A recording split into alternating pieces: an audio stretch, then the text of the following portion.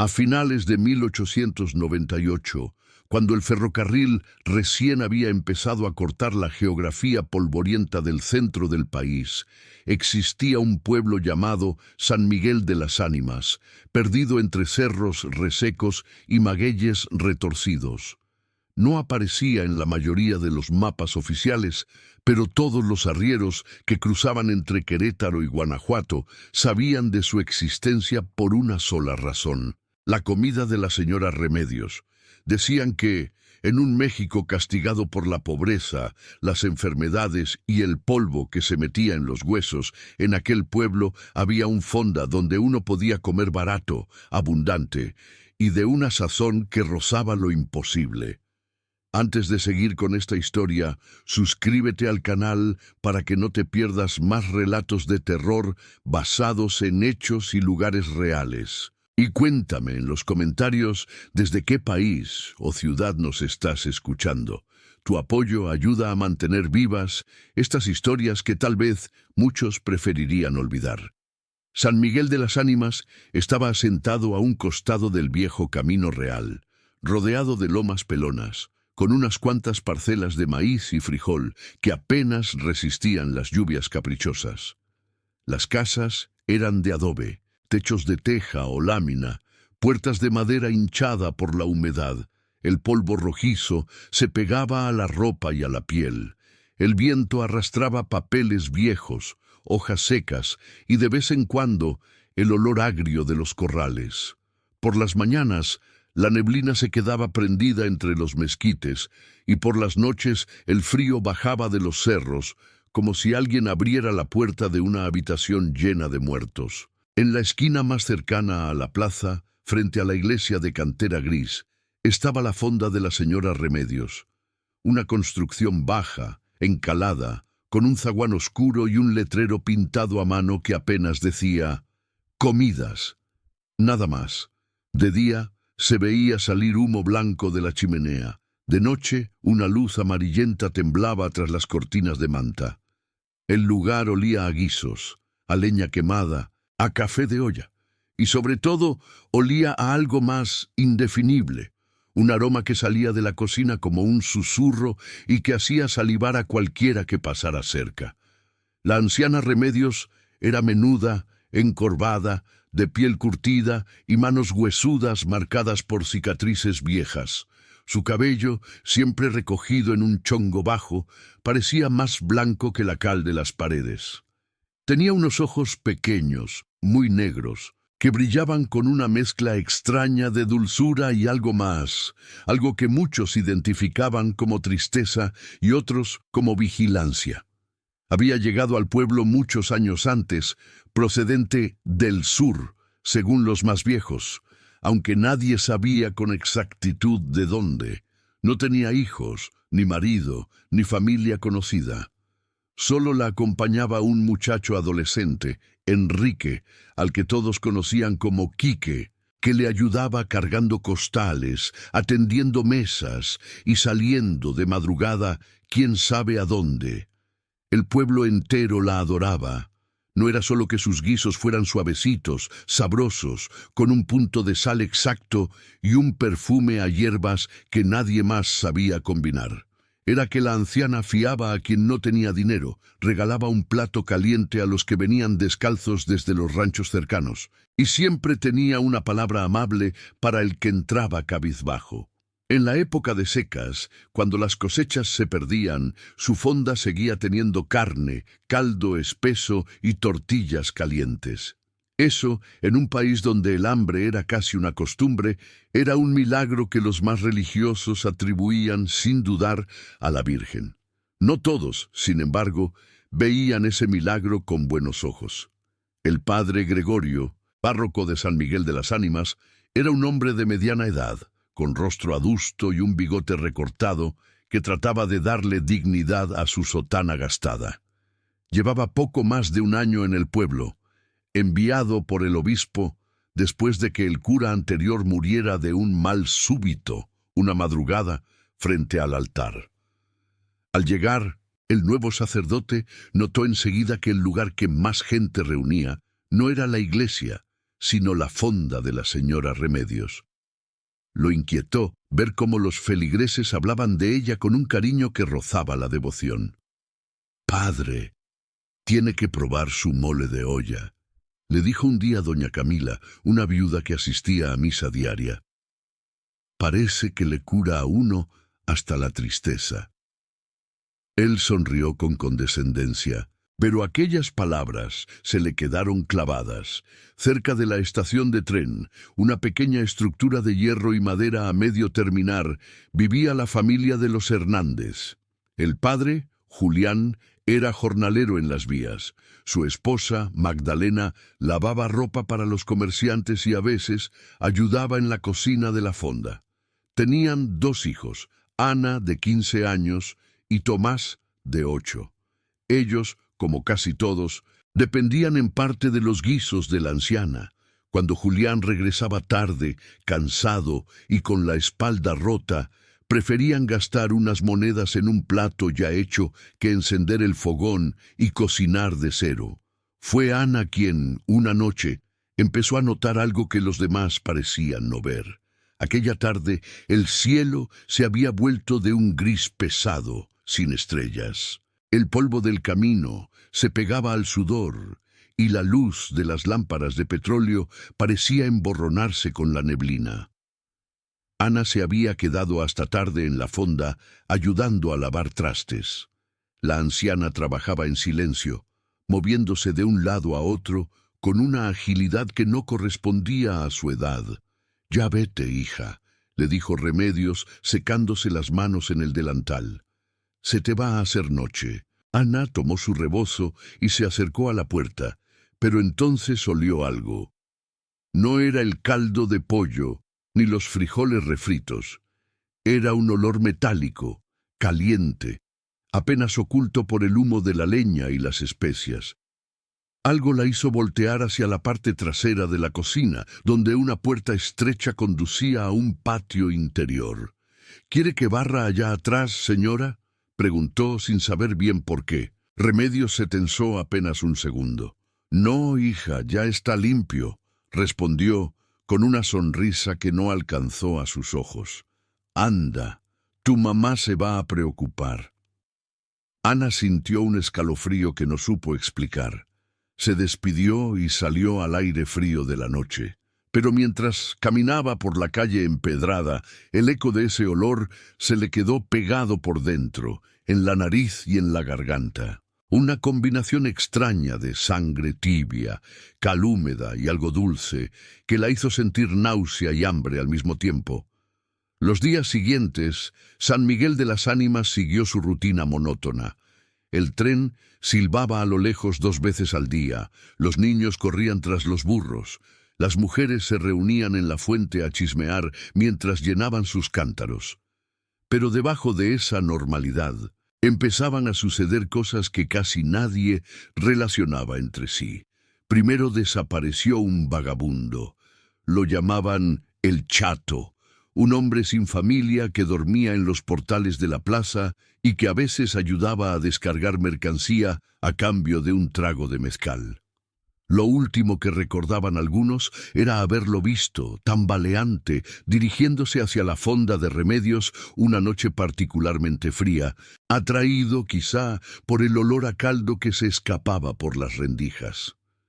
«Se habrá ido en el tren», dijo uno de los arrieros. «O lo habrán levantado en el camino», musitó otro. Nadie lo buscó demasiado. Nadie lloró por él. En aquellos años, un hombre pobre podía desaparecer sin dejar rastro y el mundo seguía girando. Luego fue el turno de una niña de los ranchos cercanos. Se llamaba Lupita. Tenía 10 años y solía acompañar a su padre a vender leche en la plaza. Un día no llegó. Su madre, desesperada, fue de casa en casa preguntando. La vieron por última vez cerca del arroyo seco, recogiendo flores amarillas. El pueblo se organizó en una búsqueda breve, casi simbólica, caminando por las orillas del camino real, mirando entre los matorrales. No encontraron nada. «Los tiempos están peligrosos», dijo el padre Gregorio en el sermón del domingo. Hay hombres malos en los caminos, no dejen solos a sus hijos. Ana escuchaba desde la banca de madera con el corazón apretado. De pronto, el recuerdo del olor en la fonda regresó a su mente, acompañado por una imagen fugaz. La puerta trasera, entreabierta, una sombra cruzando frente a ella, el sonido hueco de algo pesado arrastrándose sobre la tierra. No había visto nada concreto, pero su intuición comenzó a unir hilos sueltos. Esa misma tarde, en su casa, mientras Magdalena planchaba con una plancha de hierro calentada en el brasero, Ana se atrevió a hablar.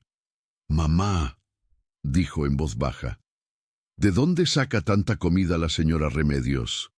Magdalena alzó la vista sorprendida. «¿Cómo que de dónde, hija? Pues compra carne en la carnicería, maíz, verduras, como todos». Ana negó con la cabeza. «Pero, mamá, cuando hubo tormenta y se arruinó la cosecha, nosotros apenas teníamos que comer, y ella seguía dando platos llenos. Cuando se murió el carnicero de fiebre, estuvo un mes la carnicería cerrada, y aún así ella tenía carne todos los días». Magdalena frunció el ceño y dejó la plancha sobre la mesa.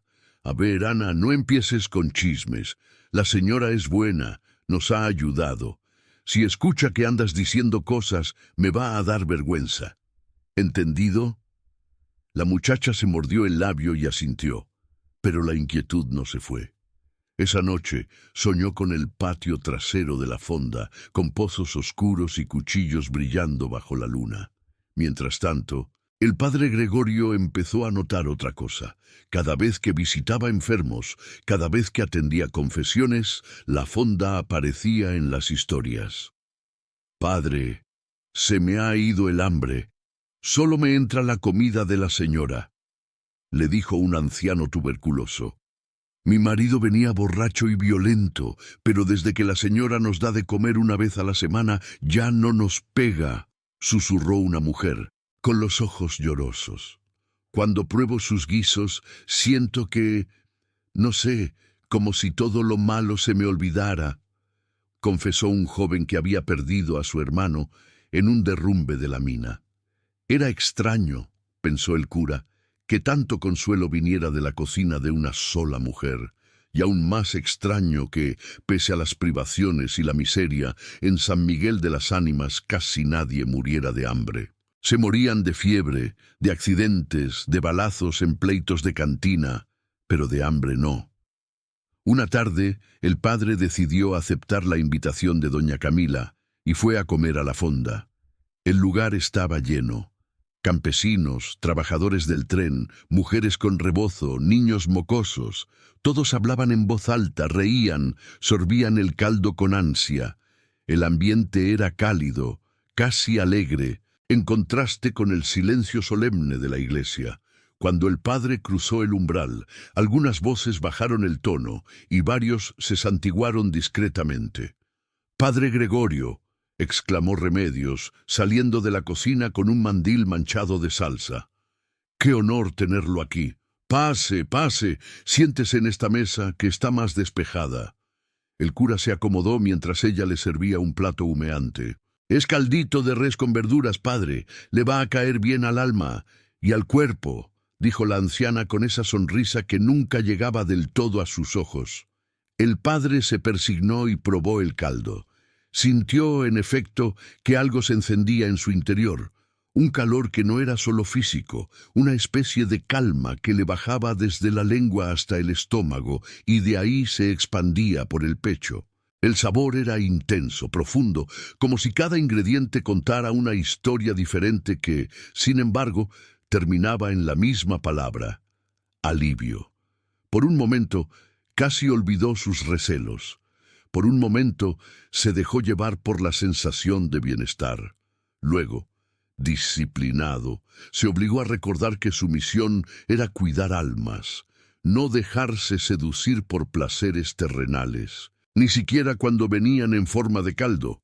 Mientras comía, observó, vio a la anciana moverse entre las mesas, hablar con todos, recordar nombres e historias. Vio cómo Quique entraba y salía por la puerta del fondo, cargando cubetas de metal y costales pesados.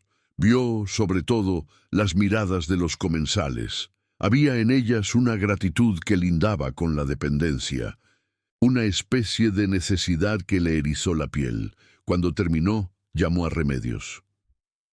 «Hermana», le dijo con voz suave, «su comida es extraordinaria, pero dígame, ¿cómo le alcanza para dar de comer a tantos en tiempos tan difíciles?»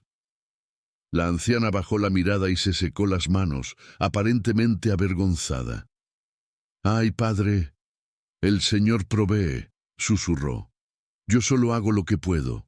A veces pienso que Él bendice mis ollas, porque siempre hay un poquito más para el que llega con hambre». Él sostuvo su mirada unos segundos. «Dios no multiplica la comida sin más», replicó con cautela. «Lo hace a través del trabajo de la gente». «¿De dónde compra usted la carne, hermana?» «Lo pregunto porque, si tiene un proveedor tan generoso, quizá nos pueda ayudar a otros». La anciana tardó una fracción de segundo en responder, una fracción casi imperceptible, pero suficiente para que el padre lo notara. «Un carnicero de un rancho más allá de los cerros», dijo al fin.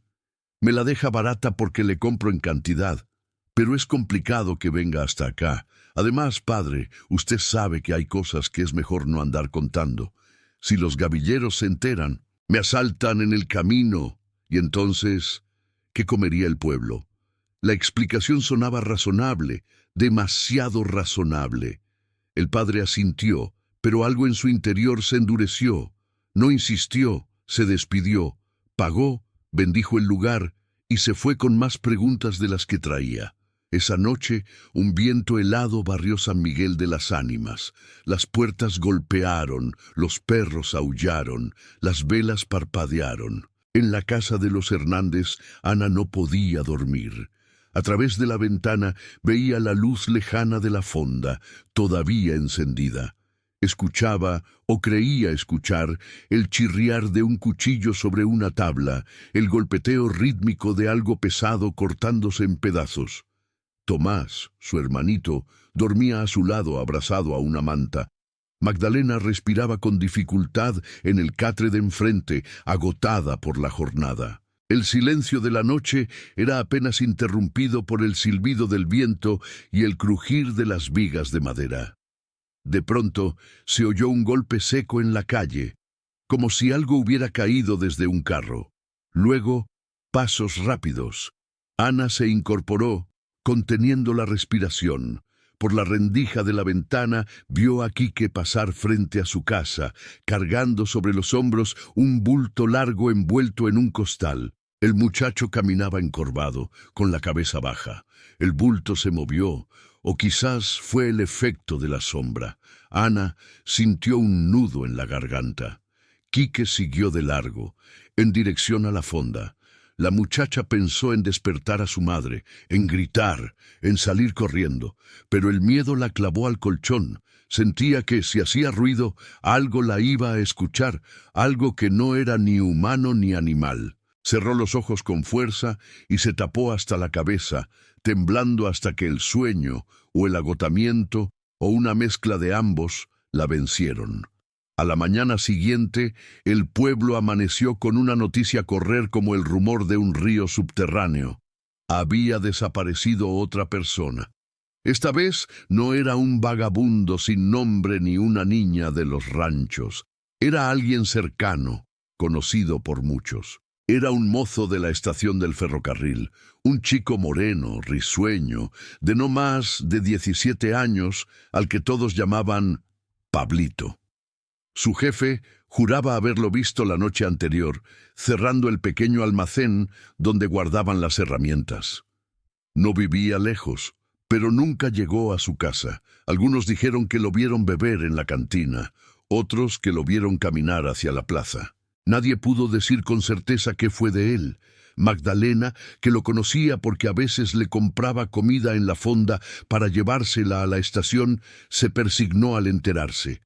«Dios nos agarre confesados», murmuró. Esto ya no es normal. Ana sintió que el corazón le golpeaba el pecho. Recordó el bulto sobre los hombros de Quique. Recordó que la estatura y el ancho del costal eran similares a los de Pablito. Recordó el tenue movimiento, la sensación de algo vivo luchando por liberarse. Un mareo la obligó a sentarse. «Mamá», susurró, con la voz casi apagada. «Anoche vi a Quique cargando algo grande».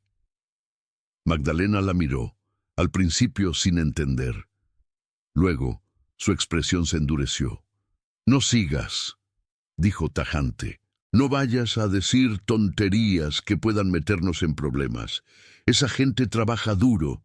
El muchacho seguro solo llevaba carne, sacos de maíz, cualquier cosa. Y aunque fuera algo raro, ¿tú crees que nos van a hacer caso a nosotros? ¿Un jornalero? ¿Una lavandera? Cállate, Ana, por tu bien, por el de tu hermano».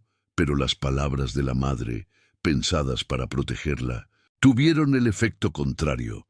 Ana empezó a fijarse en todo, en quién entraba y salía de la fonda, en las noches en que la chimenea humeaba más de lo normal, en los perros que se acercaban a la puerta trasera olfateando el aire, para luego salir corriendo con el rabo entre las patas. El padre Gregorio, por su parte, no podía quitarse la inquietud de encima. Lo habían llamado para rezar un rosario en casa de la familia de Pablito. Mientras oraba, los sollozos de la madre del muchacho le rompían el ritmo del Padre Nuestro. Cuando terminó, el padre salió a la calle, respiró el polvo, miró hacia la fonda a lo lejos y tomó una decisión. Aquella misma noche, después de completar sus labores en la parroquia, esperó despierto hasta poco después de la medianoche. Luego se puso un abrigo viejo sobre la sotana, tomó una linterna de aceite y salió sigiloso, caminando pegado a las paredes, evitando los tramos donde la luna iluminaba de lleno las calles. El pueblo, a esa hora, estaba casi muerto. Solo se oían algunos ronquidos a través de las ventanas, el lejano rebuznar de un burro, el ladrido aislado de un perro inquieto. Se detuvo al final de la calle que daba a la plaza, escondiéndose en la sombra de un mezquite. Desde ahí se veía la fonda, con una sola ventana encendida que arrojaba una luz amarilla sobre el empedrado. El cura se quedó inmóvil, conteniendo la respiración hasta que una figura apareció. Era Quique, saliendo por la puerta trasera, arrastrando un carretón pequeño de madera. El joven miró a ambos lados, como asegurándose de que nadie lo viera, y luego avanzó hacia el camino que llevaba al antiguo panteón del pueblo. El padre lo siguió a distancia, cuidando de no hacer ruido, apagando casi por completo la linterna. El aire olía a tierra húmeda, a basura, a humo de fogón. A medida que se acercaban al panteón viejo, el olor cambió. Se hizo más denso, más penetrante, una mezcla de flores marchitas, cera derretida y algo que el padre conocía demasiado bien por su oficio. El olor dulzón de la carne en descomposición. El panteón antiguo de San Miguel de las Ánimas había sido clausurado hacía años, cuando el nuevo cementerio se abrió en la salida hacia Querétaro. El viejo lugar, sin embargo, seguía allí, olvidado, con sus cruces de madera carcomida, sus tumbas hundidas, su muro de adobe resquebrajado. Decían que de noche se oían susurros, que las ánimas en pena seguían rondando, incapaces de hallar descanso. Quique llegó hasta la reja oxidada que daba acceso al panteón y la empujó con esfuerzo. El chillido del metal se escuchó en toda la loma. Se metió arrastrando el carretón. El padre esperó unos segundos, luego se acercó con el corazón, latiéndole en las sienes. Se pegó al muro y miró por una rendija. Lo que vio lo dejó helado. En el centro del panteón, donde antes había una cruz grande de madera que se había caído con los años, ahora había un hoyo reciente, un agujero profundo, bordeado de tierra fresca. A un lado, montones de huesos amarillentos, calaveras partidas, costillas, fémures, todos desordenados como si alguien hubiera saqueado varias tumbas. Quique abrió el costal del carretón y empezó a vaciar dentro del hoyo un contenido que el padre no pudo distinguir del todo, pero que reconoció por el sonido blando, húmedo, por el chasquido de la carne al caer sobre la tierra. El muchacho respiraba agitado, sudando a pesar del frío. De su boca escapaban frases entrecortadas. Ya casi, señor, murmuraba. Ya no falta mucho, ya casi se completa. El padre sintió que un sudor frío le corría por la espalda. Retrocedió, tan despacio como pudo, hasta quedar lejos del muro. Solo cuando dejó de oír los movimientos en el interior del panteón, se permitió respirar con normalidad. Caminó de regreso a la parroquia con la sensación de que el suelo bajo sus pies se hubiera vuelto frágil, como si en cualquier momento pudiera abrirse y tragárselo. Esa madrugada no durmió. A la mañana siguiente, San Miguel de las Ánimas amaneció con un olor distinto. En el aire flotaba un aroma potente a guiso recién hecho. La fonda de la señora Remedios ofrecía, como cada domingo, un platillo especial, pero ahora quienes iban a comer se llevaban algo más que satisfacción. Se llevaban, sin saberlo, una parte de un secreto que había alimentado al pueblo durante años. Un secreto que, poco a poco, empezaría a salir a la luz, arrastrando consigo todo aquello que los habitantes de San Miguel de las Ánimas creían saber sobre la anciana, sobre sus muertos y sobre sí mismos. La siguiente vez que Ana cruzó el umbral de la fonda, lo hizo con la certeza de que algo estaba terriblemente mal, aunque todavía no lograba nombrarlo. Y la siguiente vez que el padre Gregorio subió al púlpito, sus palabras ya no serían solo de consuelo, sino de advertencia, aunque nadie estuviera listo para escuchar la verdad. Porque en San Miguel de las Ánimas, a finales de 1898, el hambre no era el peor enemigo.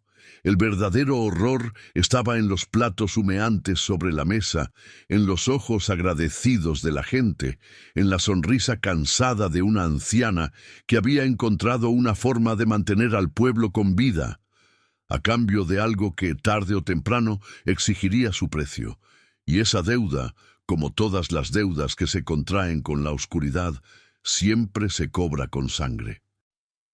En los días siguientes, el ambiente en San Miguel de las Ánimas se volvió raro, denso, como si el aire mismo supiera que algo estaba a punto de romperse.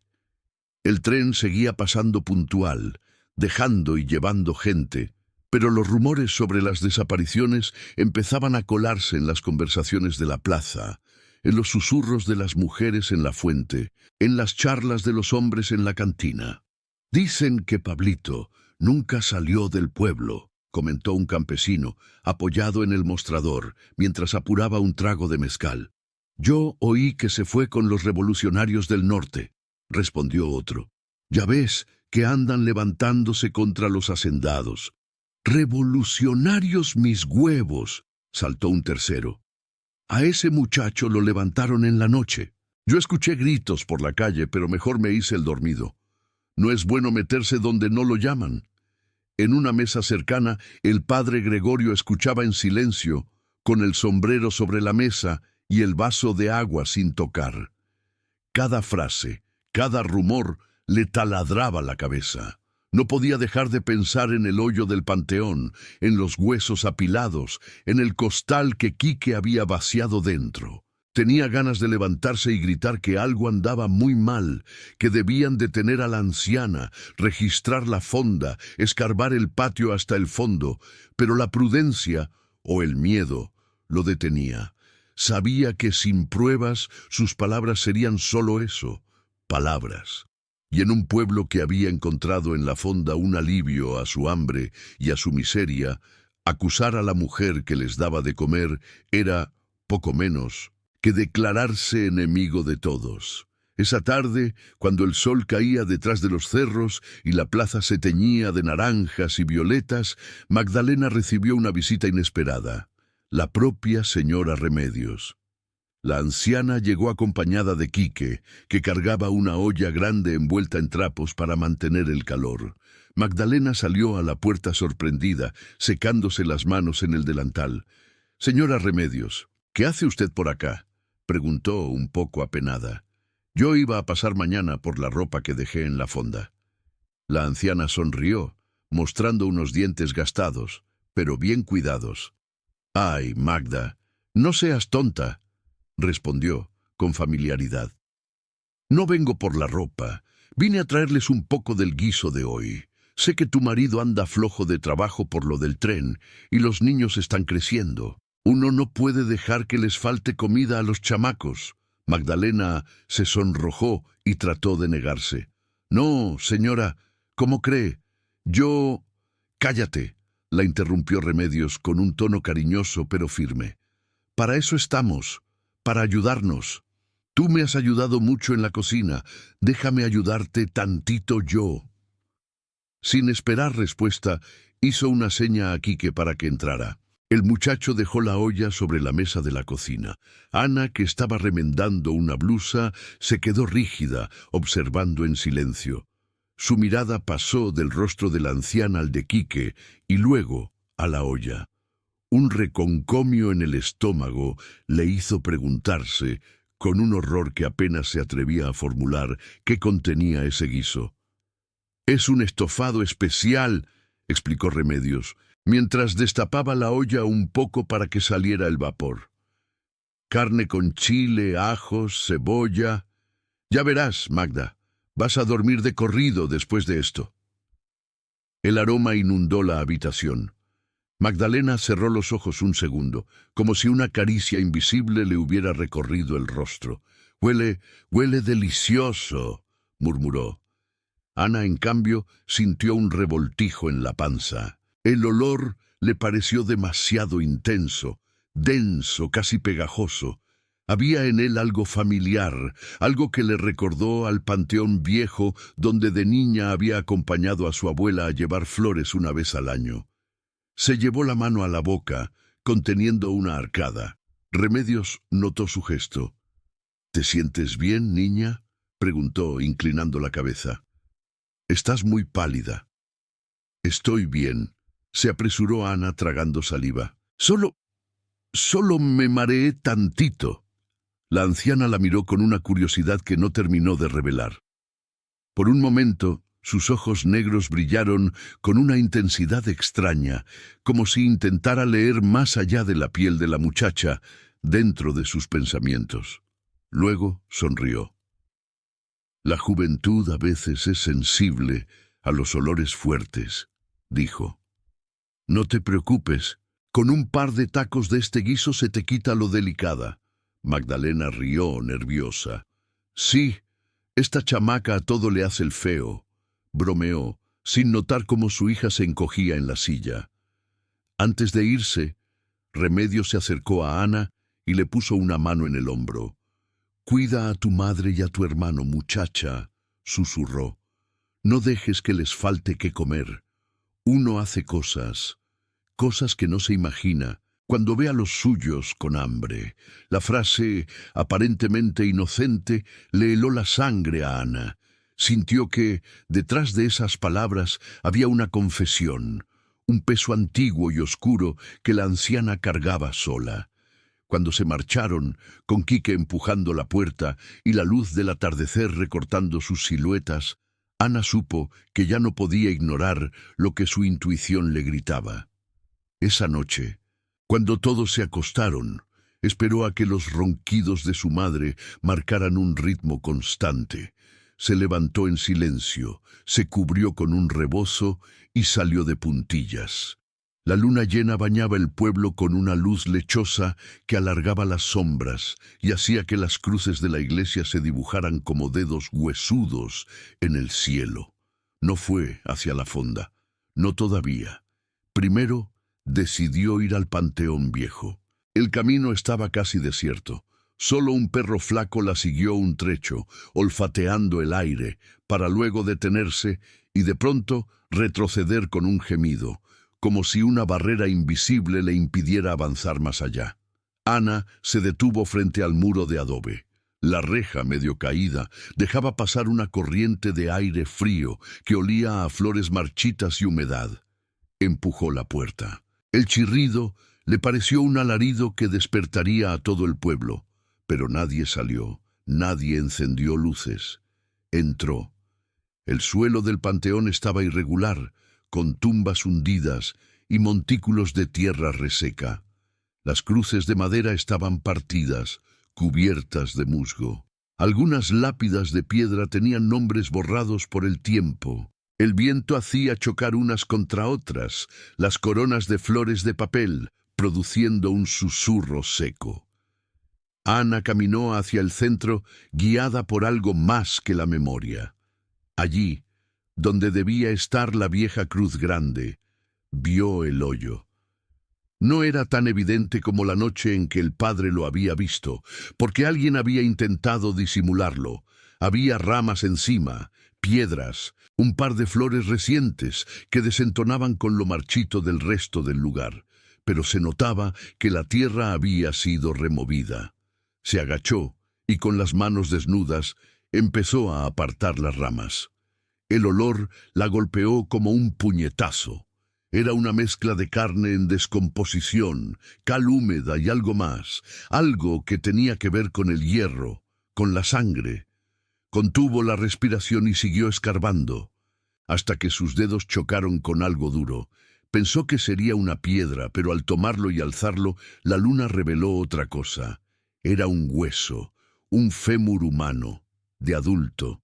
A su lado, semienterrada, había una calavera fracturada, con la mandíbula desencajada. Ana retrocedió, ahogando un grito. Tropezó con una cruz caída y cayó sentada, respirando con dificultad. Las lágrimas se le escaparon sin que pudiera evitarlas. Quiso salir corriendo, pero algo más brilló, semienterrado en la tierra junto al hoyo. Un trozo de tela azul, raída, que le resultó familiar. Temblando, lo arrancó del suelo. Era parte de una camisa todavía con un botón cosido. En el botón, grabado con trabajo sencillo, estaba un nombre: Pablo. Pablito. Ana sintió que el mundo se inclinaba. Se llevó la mano a la boca. El estómago se le revolvió con una violencia que la obligó a ponerse de rodillas y vomitar sobre la tierra oscura. Lo que expulsó olía todavía a las sobras de lo que había cenado, un poco del guiso que la anciana les había regalado. No necesitó más pruebas, corrió fuera del panteón con la prenda apretada en la mano. No fue a su casa ni a la fonda, se fue directo a la iglesia. El padre Gregorio estaba sentado en la sacristía con una vela encendida y un rosario entre las manos. Llevaba días sin casi dormir. Cuando oyó los golpes desesperados en la puerta de la parroquia, se levantó sobresaltado. Abrió, pensando quizá que sería alguna urgencia de enfermo, algún parto difícil. Se encontró con Ana, pálida, con los ojos desorbitados, respirando a bocanadas. «Padre», jadeó, tiene que venir conmigo, al Panteón Viejo». Él la sujetó de los hombros. «¿Qué pasó, hija? Tranquilízate. Habla despacio». Ella le mostró el trozo de tela. «Lo encontré en un hoyo con huesos, muchos huesos. Hay algo muy malo, padre. Algo que tiene que ver con la señora Remedios». Al escuchar ese nombre, el sacerdote sintió que el corazón le daba un vuelco. Tomó una linterna, se puso un abrigo y salió con ella sin decirle nada a nadie más. Caminó a paso rápido, tratando de mantener la calma de la muchacha con frases cortas. «No mires atrás. Respira. Yo te creo, hija, solo guíame». Cuando llegaron al panteón, la luna seguía allí, impávida, como un testigo indiferente.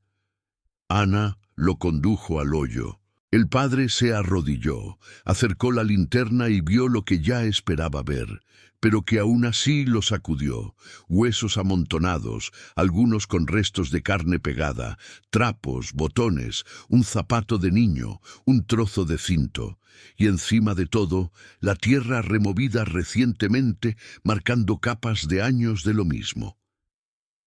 Dios mío, susurró. ¿Hace cuánto tiempo?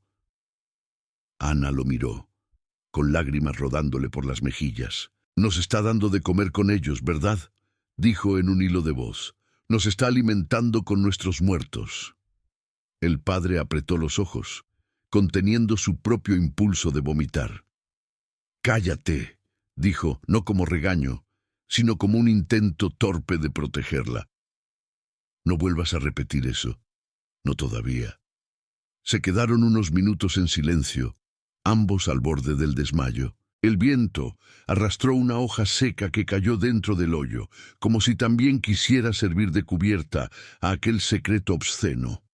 «Padre», dijo Ana al fin, «si esto es lo que está enterrando aquí, ¿qué hay en la cocina? ¿Qué les está dando de comer a todos?» La pregunta quedó flotando en el aire, pesada, casi insoportable. El padre sabía que la respuesta estaba allí, evidente, pero no podía pronunciarla, no sin tener la certeza absoluta, no sin verla con sus propios ojos. «Vete a tu casa, Ana», ordenó poniéndose de pie. «No digas nada a nadie. Cuida a tu hermano. Vigila a tu madre. Si te preguntan, di que venías a rezar por los difuntos. Yo veré qué hacer». «Pero, padre, hazme caso», la cortó con una dureza que ella nunca le había oído. «Si la señora Remedios se entera de que tú sabes algo, no sé de qué sería capaz. Ella no es la misma persona que todos ven cuando entran a su fonda. Anda, vete y reza». Ana quiso insistir, pero la mirada del sacerdote cargada de pánico la convenció de que, por ahora, obedecer era lo único sensato.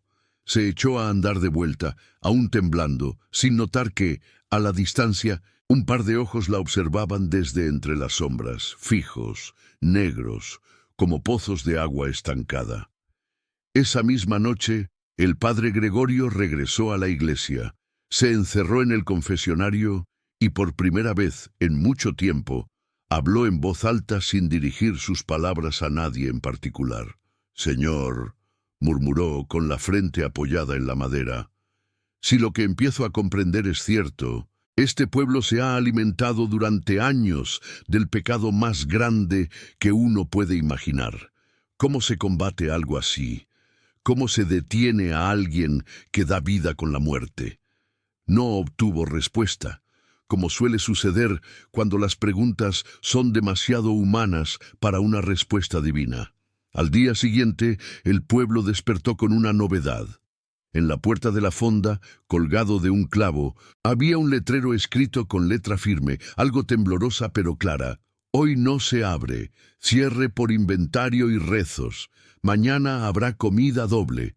La gente murmuró extrañada. Algunos se resignaron a cocinar en sus casas, otros se quejaron de mala gana. Nadie, salvo Ana y el padre, sospechó que aquel cierre repentino no era por escasez ni por descanso, sino porque quizás la anciana sabía que su secreto estaba empezando a resquebrajarse. Dentro de la fonda, con las cortinas echadas y las puertas atrancadas, la señora Remedios caminaba de un lado a otro, mascullando palabras en voz baja. Sus manos temblaban. En la mesa de la cocina había varios cuchillos alineados, limpios, brillando a la luz que entraba por una rendija. «Todo esto lo hice por ustedes», murmuraba. «Por ustedes, ingratos». En un rincón, Quique la observaba en silencio, con los ojos enrojecidos por el llanto reciente. Sus manos también temblaban, pero no de edad ni de cansancio, sino de culpa. «Señor», atinó a decir, «ya no podemos seguir.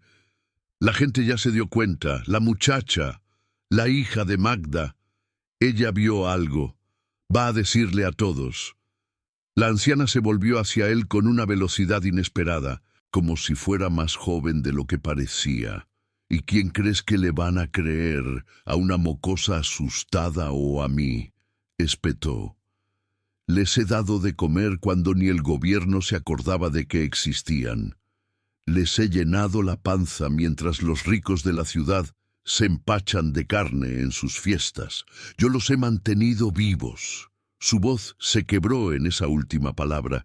Se dejó caer en una silla, agotada. «No entiendes, muchacho», dijo ahora casi en un sollozo. «Cuando llegué a este pueblo, la gente se moría en las calles. Había cuerpos tirados frente a la iglesia. Ni siquiera tenían fuerzas para enterrarlos. El hambre se los llevaba así, secos, como hojas. Yo solo encontré una manera de que eso parara». Quique tragó saliva. «Matando gente», susurró. Ella lo miró, ofendida. «Yo no los maté», gritó. «No al principio, no a todos. Al principio solo aproveché lo que ya estaba muerto. Nadie reclamaba esos cuerpos, nadie los lloraba, se pudrían al sol. ¿Qué diferencia hacía que terminaran en una fosa común o en una olla que le daba fuerzas a los que aún respiraban? Dímelo, muchacho». Él bajó la mirada, incapaz de responder. «Con el tiempo, sí», continuó ella, la voz apagándose. «Empezaron a faltar cuerpos. La gente dejó de morirse sola. Yo ya no podía ver cómo se iba a repetir lo mismo. El hambre regresaría. Las madres verían a sus hijos secarse otra vez y entonces tuve que ayudar un poquito al destino. Solo un poquito». Se hizo un silencio espeso, cortado apenas por el hervor lejano de una olla en la lumbre. «Les di de comer a sus borrachos, a sus golpeadores, a sus ladrones», añadió, «a los que nadie iba a extrañar mucho, a los que eran un peso para los demás. No me mires así, mocoso. Este pueblo está vivo gracias a mí, gracias a lo que tuve que hacer cuando nadie más quiso ensuciarse las manos». Quique, con los puños apretados, soltó la pregunta que lo atormentaba desde hacía tiempo. «¿Y los niños, señor?», dijo, con la voz quebrada. «¿También eran borrachos, golpeadores y ladrones? ¿La niña de los ranchos, Pablito?». La anciana se puso rígida. Algo en su rostro se endureció, pero no contestó. Solo se levantó y se acercó a los cuchillos. «No te metas en lo que no entiendes», dijo, fría. «Todavía hay muchas bocas que alimentar, y ahora, además del hambre del pueblo, tenemos otra cosa encima, la mirada del padre y de esa muchacha. Si queremos seguir respirando tú y yo, vamos a tener que hacer un sacrificio más». Se volvió hacia él con una expresión que mezclaba ternura y locura. «Tú siempre decías que querías hacer algo grande por este pueblo, ¿no?», susurró. «Pues vas a tener tu oportunidad». Las siguientes horas en San Miguel de las Ánimas fueron una calma tensa, como el silencio antes de una tormenta que todos sienten, pero nadie sabe de dónde va a venir. El padre Gregorio, después de ver la fosa del Panteón, se debatía entre su deber religioso, su miedo personal y su instinto de supervivencia. Sabía que, si acusaba públicamente a la anciana sin más pruebas que unos huesos y su sospecha, el pueblo podría volverse contra él. Había visto antes lo que la desesperación hacía con las masas, cómo los podía transformar en turba, cómo el hambre y el miedo convertían a gente tranquila en bestias capaces de linchar a quien se atreviera a tocar las pocas cosas que les quedaban. Pero también sabía que quedarse callado significaba ser cómplice del monstruo que se había gestado entre sus calles. Decidió, al fin, tomar un camino intermedio. Antes de cualquier acusación, debía entrar a la cocina de la fonda y ver con sus propios ojos qué se cocinaba realmente en aquellas ollas que tanto alababan. La oportunidad llegó más rápido de lo que imaginó. Cerca del anochecer, mientras fingía revisar cuentas en la sacristía, oyó que tocaban la puerta. Era Magdalena, con el rostro desencajado. «Padre», dijo, apenas logrando articular. «No encuentro a Ana. Se fue desde hace rato y no regresa. Fui a la casa de su amiga, a la plaza, a la fuente.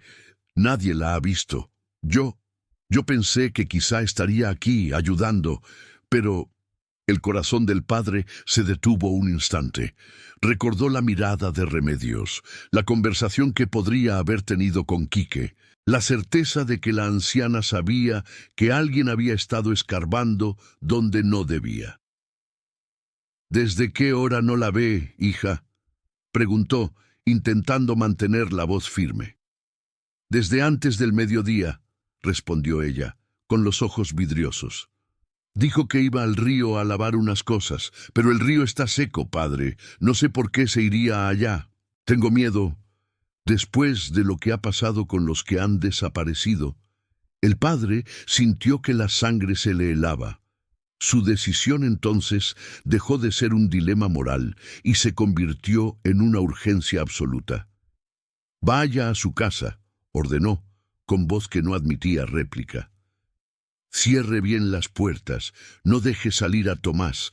Yo voy a buscarla. Y Magdalena, añadió mirándola a los ojos. Pase lo que pase. No coma nada que venga de la fonda, ¿me oye? Nada. Ella lo miró, confundida, pero asintió. El padre tomó su linterna, un crucifijo que colgó sobre su cuello y, después de pensarlo un segundo, guardó también una navaja vieja entre los pliegues de la sotana. No era hombre de violencia, pero ya había entendido que en ese pueblo la fe sola no bastaba para enfrentar ciertos horrores. Primero fue al río, confirmando lo que Magdalena había dicho. El cauce estaba seco, solo piedras y un hilo de agua sucia. Llamó a Ana por su nombre varias veces.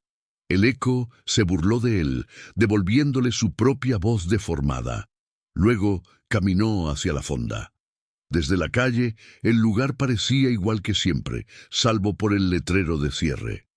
Sin embargo, de adentro salía una luz firme, y se alcanzaba a escuchar el sonido apagado de alguien moviéndose. El padre rodeó la edificación, buscando una entrada que no fuera la principal. Encontró, en la parte trasera, una puerta pequeña, de madera desgastada, medio oculta tras unos costales vacíos. Respiró hondo, se santiguó y, con un impulso seco, empujó la puerta. El olor lo golpeó con una fuerza casi física. No era el aroma reconfortante del caldo que había probado días atrás.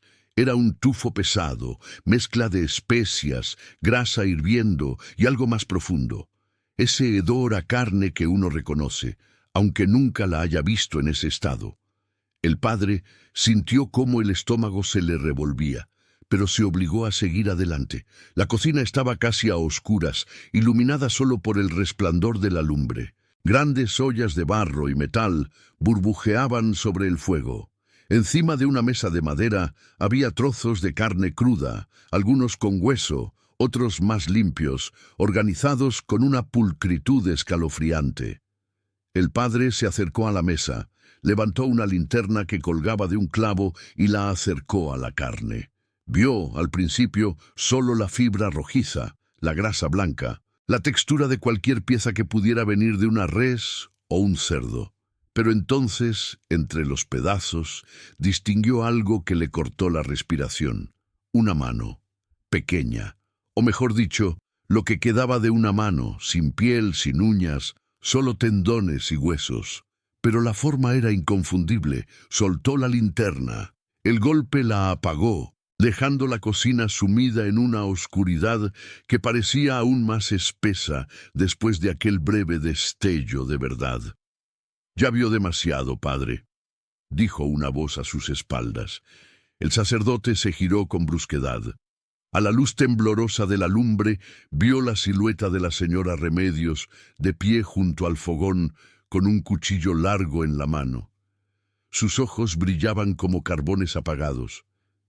«¿Dónde está Ana?», preguntó él con la voz rota, intentando ocultar el temblor de sus manos.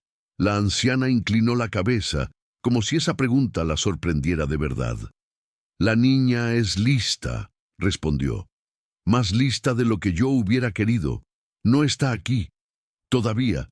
Pero no se preocupe, padre. No le deseo mal. A nadie le deseo mal, ¿sabe? Solo hambre saciada». El padre dio un paso hacia ella. Lo que usted ha hecho es un sacrilegio, escupió. Ha profanado cuerpos, ha engañado a todo un pueblo, ha convertido el dolor de las familias en comida, ha hecho que se devoren entre ellos sin saberlo. Remedios rió, una risa seca, sin alegría.